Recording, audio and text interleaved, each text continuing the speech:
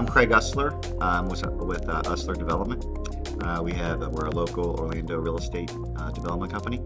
We work only in downtown Orlando, really from hospital to hospital. And we're working on Creative Village, which is a large TOD project in downtown Orlando. And we also work on Health Village, which is a large TOD project north downtown, adjacent to Florida Hospital. Creative Village is on the site of our former Amway Arena. So we had an older basketball arena that was built when the Magic first came to town in the mid-'80s, and they used it for about 15 or 20 years. And then we built a new Amway Center in the middle of our sports and entertainment district downtown. So the old Amway site became excess land for the city of Orlando. It's 68 acres contiguous within the downtown boundary, but not right in the heart of downtown. It's adjacent to Interstate 4 and also adjacent to our large transit hub that serves as the center for our bus transit system, our bus rapid transit system, and also for Sunrail. So the city identified this site as a potential redevelopment site and did some task forces and some studies and whatnot, and came up with the idea of doing trans-oriented mixed-use redevelopment. And then they issued a solicitation for proposals, and we put together a development team that responded to that solicitation, and we put forth a live, work, learn, play plan, a mixed-use plan really based on an education anchor that we were lacking in our downtown, which ended up being UCF and Valencia. And then around that, building dense multifamily housing, coupled with office, commercial, retail, park, all the other things that you do to build a walkable mixed-use neighborhood, all really approximate to a transit stop that I was referring to, such that hopefully we could be one of the building blocks for what is kind of our evolving transit system, which we're still very early in doing, but that's one of the main focuses of Creative Village, is to be a hub and a trans-oriented development piece where we can kind of show success and show what this can look like, and hopefully serve as a laboratory for other regional developments who can do the same thing. Yeah, so the mix of uses in TOD is really interesting. I think, and it's probably harder than we all want to admit. From an urban planning standpoint, and from a transportation planning standpoint, we all go to whatever conference we go to, and everybody's like, "Oh, you need to do mixed use. You need to do apartments on the top and shops on the bottom, and everybody's going to live happily ever after." And it's just all supposed to work out. And I think we've observed that this is harder to do. It's somewhat easy to say, harder to do, and it's actually somewhat difficult for the market and for developers to mix all these uses in an integrated way like you want them to be done. And what we've had to figure out how to do is really create development parcels within a larger plan, such that we have an apartment parcel, and we have an office parcel, and we have the student housing parcel. And then on those parcels, we have active ground floor commercial uses, and we create a walkable urban environment. But we're not probably as hyper mixed use as we want to be, but it's just a reality of the marketplace. And because an apartment developer wants to do what they do, and an office guy wants to do what he does. And then we probably underestimated the importance of public space and park space adjacent and proximate to the transit. That's the common area that everybody can gather in. And if you get that right, and you get the walkability of the ground floor and the active commercial space, the streetscape right, you can kind of live with a lot of variety of what goes on kind of above that. And so we've tried to pay attention to making sure that we sort of get the public areas, park space, gathering areas right, and we'll just let the market go where it goes as far as the other uses. And I will say we've ended up doing more residential than we thought originally, and I think that's true almost everywhere I go nationwide. We just obviously have a very robust multifamily apartment market. There's tremendous pent-up demand, especially from millennials, for walkable urban places. So this is what they just want as a lifestyle, and so in the form that spits out, the transit-oriented development spits out an urban form that's quite dense, and it's friendly. It's apartment developers like it. They can get a lot of units per acre. They can get some relief on their parking requirements. People that live there like it. There's a Starbucks on the ground floor. They like it. So that has been the most well accepted in Central Florida, quote unquote mix of uses is really more multifamily than anything, mixed in with some ground floor commercial and then some office and hotel sprinkled in, but really more heavy on multifamily than we thought. And now trying to think about multifamily kind of across the spectrum of multifamily. So not just all market rate apartments, but maybe some mixed income apartments, maybe some student housing, maybe some senior housing, maybe some empty nester, retiree, 55 and older type housing. So a diversity across housing, not just saying multifamily housing, and getting all those people really to benefit from the access to transit. We used to think that, okay, if you had a transit stop and then you built development that was oriented towards it, people would kind of walk there, and it'd be X, it's a 5-minute walk, and all these sort of classic urban planning principles. So what we found out is it's really not that simple. We really try to focus on the type of people that we're building for. I was talking about, so at Creative Village, we're bringing 8,000 students, faculty, and staff downtown as of August 2019. So the built environment could have been exactly the same, right? It was the type of people that we targeted to populate it. So of course we designed the sidewalks to be the right width, and we designed a tree canopy to make it comfortable to walk. We de-emphasize parking and put it behind the buildings. We think about well lit and clean and safe. But we also thought about populating the built environment that we build with the type of people that would be transit, they would have a high propensity to consume the transit. So that's my sort of secret sauce, is to focus on how you build it, but also sort of focus on who you target. If you target my generation, so I'm 50, if you target people that are sort of just car dependent by nature and all, we're a hard market to move. If you target 20-year-olds who don't even have that great of opinion of driving and owning their own car anyway, we felt like we could move it quicker. So then once we figured out that was our target market within the public spaces, to make it more walkable, to make the transit more accessible, we're talking about doing things that are really fun and appropriate for that audience. So we're talking about, like, when you walk under the interstate overpass to get to the transit station, we're talking about doing graffiti art and public lighting and music and stuff when you do. And we talk about pop-up art and food trucks and putt-putt golf on Fridays, because that's what millennials and this sort of group is into, right? So almost making the transit story be part of the overall story for who you're targeting, and then really trying to have fun with it.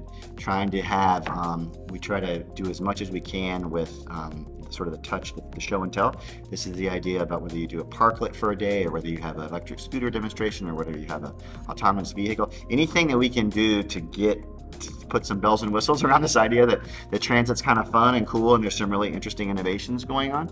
That's been really well received. So some of this is nuts and bolts real estate development, but some of it's just being a little bit more creative about the way we market it, so to speak.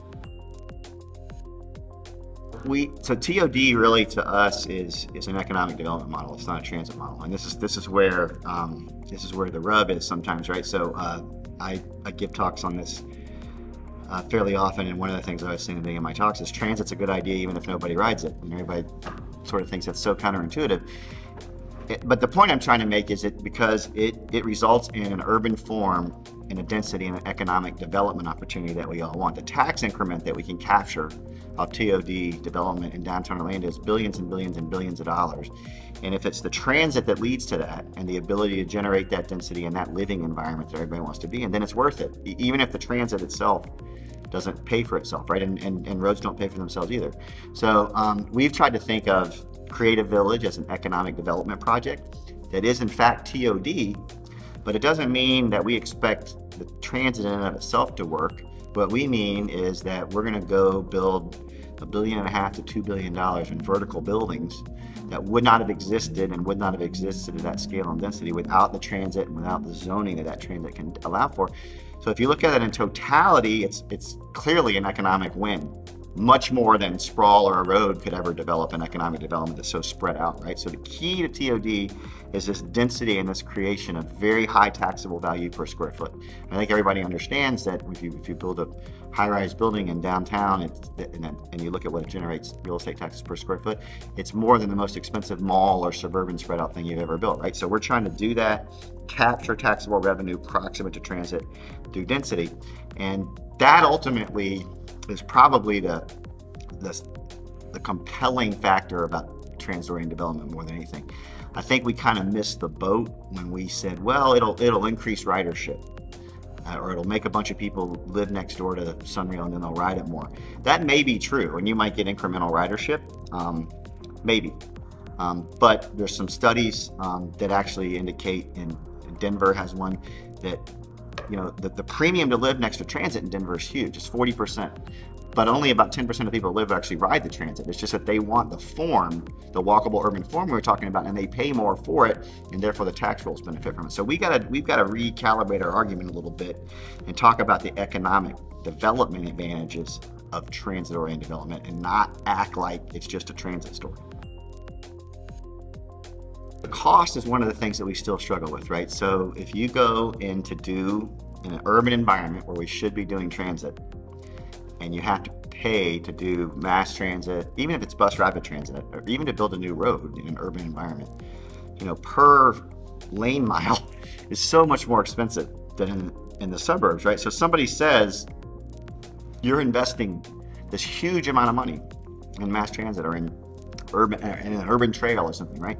And it only costs X amount of money to go build a new road out in the greenfield, right? So there's this, that's really just misinformation, because it's acting like that's apples to apples when it's completely not. So what we've tried to talk about is return on investment and efficiency. And we try to talk about that, yes, even though it's more expensive to do transit, it can spit out much more dense development patterns, much more viable tax revenues. And at the end of the day, it's a tremendous misallocation of resources to build sprawl, infrastructure included, and you can only serve a maximum density of X per acre. Whereas in downtown in Jacksonville and downtown Orlando, you could build a building a week for the next 50 years and you wouldn't run out of land because you're going up, not out. So we really try to focus, and that's efficient. And everybody's hyper focus is stay on governments being efficient and being responsible and not being wasteful. So we've really tried to talk about sprawl as wasteful and TOD is not. And the best allocation of your resources is, in fact, to keep them in the center of your city where there's already existing infrastructure and make that investment. Even though that investment seems expensive per square foot, it also yields tremendous benefits per square foot, right? So you have to take a balanced approach. If cheap, quote unquote, cheap infrastructure and roads in the suburbs, they also therefore yield cheap stucco houses that don't pay a lot of taxes, that are only on quarter-acre lots. You see what I'm saying? So we try to talk about return on investment. There's a lot of good studies out there on taxable value that's created, walkable urbanism versus drivable suburbanism. And our political leadership and our planning organization, Metro Plan, they responded really well to the idea of return on investment. And that's kind of a nice, and transit struggles with that sometimes, right? Because transit thinks about like what you collect at the fare box and what it costs to run it, right? And that's, we're trying to maybe pivot that discussion and talk about, when you build a road, that's sort of a loser too. And you're shifting this cost burden, to the private car owner. And we talk about some of the challenges and how in Orlando, especially, we have an issue with sort of low-wage jobs, and then people are house burdened, and they're even more, their household is even more burdened if they have to drive a long way to get to work, and they're dependent on the car and everything. So we have started to make some social equity discussions around transit too, and how it sort of can level the playing field from a jobs and a wages standpoint. We've got tangible results that we can show you in downtown Orlando around the Sunrail stations, to where property values at Health Village, which is around the North Station, Creative Village, which is at the Central Station, and then Orlando Health, which is at the South Station. Those are the downtown stations, and there's also one at Church Street. So there's 4 stations within the downtown Orlando area. All 4 of them have undergone economic booms. All of them have high-rise construction at or adjacent to the station. All of them have seen significant increase in land values and in property values, and they've also seen a reinvestment in the assets that were already there. And so it's one of the interesting things too. It's not just, in the case of like Health Village, it's not just that new development comes, it's also that Florida Hospital doubles down on its facility there and reinvests in its facility, builds a new bed tower, and because it feels that's where it wants to be, and it's where its employees want to be, and it sees an investment in transit. And when a privately owned business sees an investment in transit, it sort of works both ways, right? Then they say, well, then maybe I'll invest because of this investment. So we like that spin-off effect. But it's been the most dramatic at Creative Village. The west side of I-4 is like in most towns, you jam an interstate through the middle of a downtown, there becomes a good side and a bad side. Paramore is a historically African-American community, underserved and underdeveloped really since I-4 came through. It's struggled with desegregation and all the other social issues that you see in every town. So our idea was that if you could link the east side to the west side through the bus rapid transit system that we expanded, and then you're right there with transit, and then we can put education in the neighborhood as an anchor, and then people can so they can get education, raise their skill set, raise their job training, and they can be connected to these jobs at hospital, and all the way to the tourist areas. That sort of access and connectivity and education and connectivity, that was sort of a way to improve the neighborhood probably much quicker than we could ever try to build ourselves out of the affordable housing problem or whatever, right? So that was the idea, and that's, we've got, when we started at Creative Village, land sales on the west side, if they happened for the federal courthouse and for all government-driven stuff, and all at $15, $20 a square foot of land value. And now we are in Creative Village. We're closing transactions now. The one we just closed was over $90 a square foot in land value. We've just created tremendous increase in land values, and then ultimately increases in tax rolls.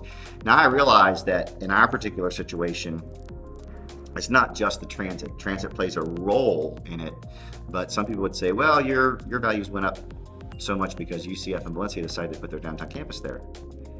I would say they wouldn't have decided to put their downtown campus there if the transit wasn't available. So this is we were talking about before we got on camera, this is the chicken and the egg of transit-oriented development and how you plan for transit, right?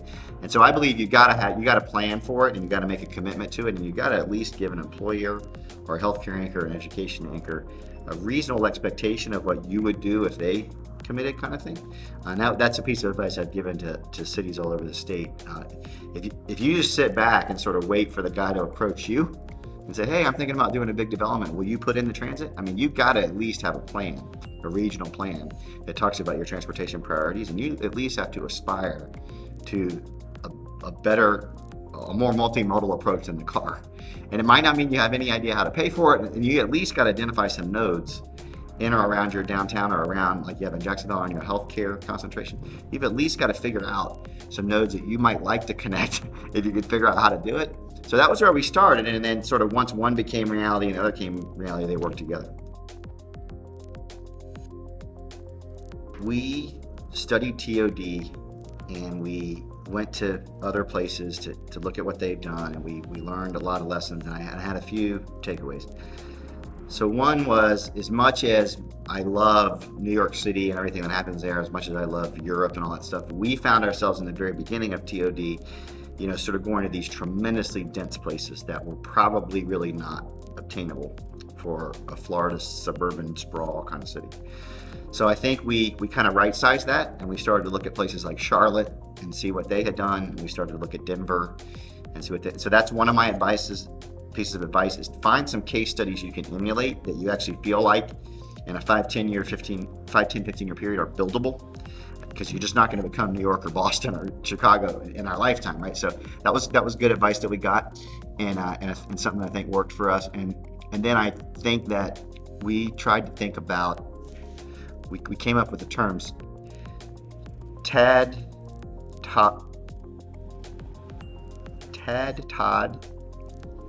and TID. So TAD is transit adjacent development, TOD is transit oriented development, and TID is transit integrated development. And we tried to distinguish that in our mind, and we challenged our designers to say, by definition, if you build a building next to a transit stop, it's adjacent. But that's kind of the worst outcome, because all you did was put it next to it. So then we said the middle outcome is kind of oriented. Oriented means you at least thought about it. You tried to think about how a person would get there and not, right? Integrated is the best answer. To truly think about the building and the neighborhood itself being integrated with transit in a way where it's dependent on it, and it actually enhances the people's lifestyle to use it. It's even more than convenient. It's the fastest way to get to their job is to ride the transit, not just an acceptable alternative. You see what I'm saying? So that would be my challenge for people to think about transit integrated development, because some of what we've executed, we meaning the development community, really isn't that good. And so it might be leaving some people feeling unsatisfied. And this is just the way development is. It kind of happens in fits and starts, and not every project that's built is a great project. You've had this challenge in downtown Jacksonville. Some of the urban infill that got done doesn't kind of get done the right way, or the retail doesn't work, and then somebody gets disappointed that all the restaurants didn't come like everybody thought, and someone's like, oh, well, this guy didn't know it. So it's not a perfect science, and you have to kind of experiment with it. And if you can think about the term transit integrated development instead of just being transit adjacent or transit oriented, I think that's kind of that could be the secret sauce if we could really ever hold ourselves to that standard.